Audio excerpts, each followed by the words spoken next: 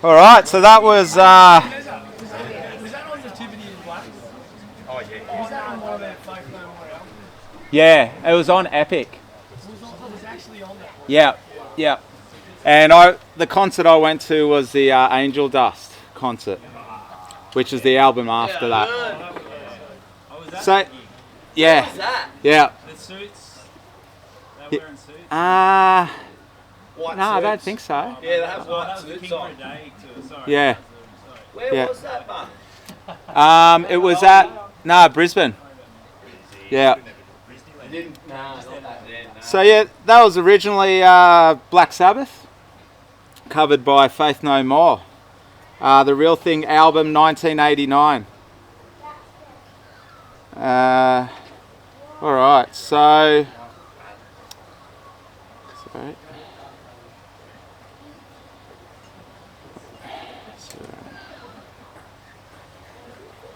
All right, so that song was about it's about war. They sort of tried to tag it on to the Vietnam War, but yeah, it's basically a song against war,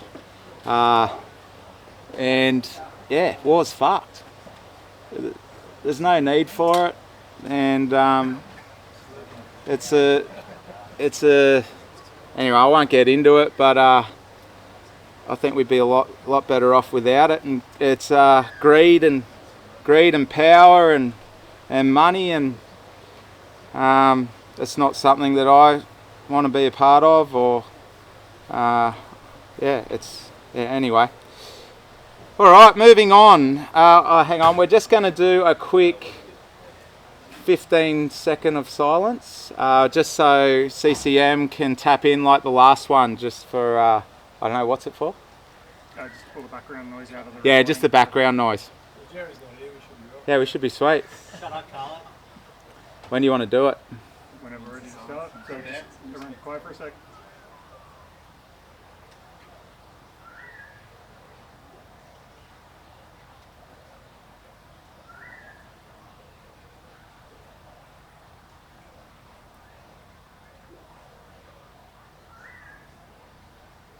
Cool. So, And we're back. And we're back. All right, that was tough. So much easier without Jerry. Easy when you're not drinking either.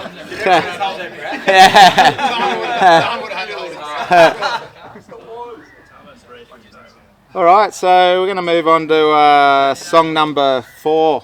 So 1994, 17 years old, finished high school, got through year 12, scraped through, just did it, just cause I didn't want to get a job, and I wasn't going to uni or anything, and but I did it, and I thought maybe later on I might want to go to uni, but never did. So left school, caught up with a few mates, and ended up moving up to Burringbar on 5 acres of rainforest, and thought it was a good idea. We'd grow a heap of weed and become vegetarian, and we had, play music and take mushrooms, and it was good. I lived there for a year, and things sort of snowballed, I guess you'd say, on the drug sort of scene. I was smoking weed every day. A night out on a weekend turned into 2 nights out on a weekend to 3 nights out on a weekend. Friday, Saturday, Sunday. I then moved back to Lennox, taking lots of pingers at the time, and things.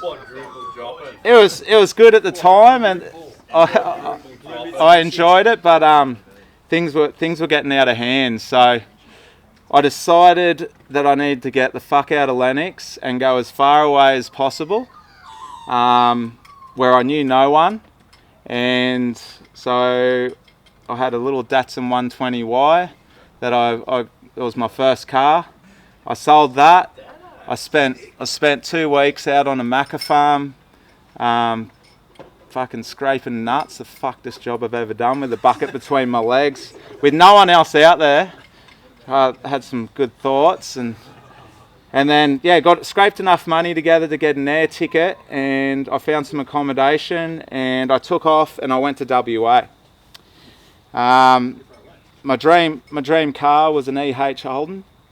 That was one of my goals when I got there, to find a job, save, just get my head straight and narrow, and I did. I was living in Scarborough. I scored a job in Cottesloe at the time a restaurant, Indiana Tea House, and it was a really successful restaurant at the time. It was brand new. I picked up this job, and I used to ride. I picked up a cheap pushy from Cash Converters, because to get public transport, it's like you had to go into Perth a long way around. So I used to ride from Scarborough to Cottesloe. And I got a job as a dishy in the restaurant, and I ended up doing the graveyard shift. So I'd start at 12 at night, and I'd finish at 12 the next day. So 12-hour days. I'd ride my bike, ride back, hopefully get a little surf, and that was on repeat until I saved enough money and got enough money to get my car. It was an interesting time. The head chef there was your typical fucking Gordon Ramsay, fuckwit English. Back then, kitchens were brutal. I had plates chucked at me, like, you name it, just talked down to like dog shit. And there was a bit of that going on. But then I met an apprentice there. His name was Ryan, and he gave me, he was a little bit younger than me. Our birthdays were both in March, a week apart, and we just connected, and he taught me a lot. I guess in a way he was a bit of a mentor, got me into the food industry, gave me a bit of a passion for food. Even though he was an apprentice, he was really good at what he did. And this was a high-end restaurant. You get all the celebs coming in there and that. And so, yeah, we'd go fishing together. We'd go surfing. We'd travel every day. Every week it was our days off. We'd jump in the car. We'd head down to Margaret's. We'd just sleep on the beach, or, it was just good times. It was really good. And, yeah. We listened to a lot of music together, and he became one of my best mates. And yeah, he was just a good fella. He taught me a lot, and he was always an upbeat guy, always really happy, very motivating. Had a beautiful girlfriend as well. So yeah, we were best mates for a few years. So, yeah, he later on down the track, he had some mental health problems, and unfortunately, he ended up committing suicide.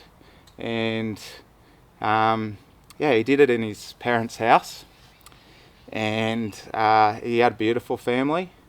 And it's not something that I would have ever thought he would do, and I didn't see the signs.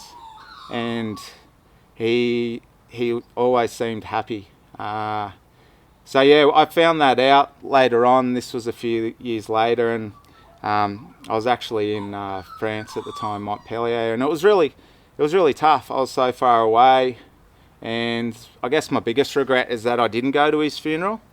I couldn't. It was a lot. My parents ended up going for me, but it's probably one regret of mine that I didn't go. We had a lot happening at the time. Money wasn't really there. My parents really couldn't afford to send me back and then come back. So yeah, this song's a reminder of him and his rawness. This song has no words, because there's no words that could describe how good this guy is. It's a local band, you might know it, Leaky.